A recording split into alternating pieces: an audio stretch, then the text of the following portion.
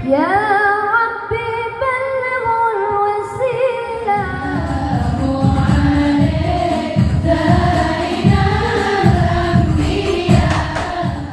Sahabat beriman, berhubung dengan masuknya bulan kelahiran Nabi Muhammad, yaitu 12 Rabiul Awal 1444 Hijriah bertepatan pada tanggal 7 Oktober tahun 2022,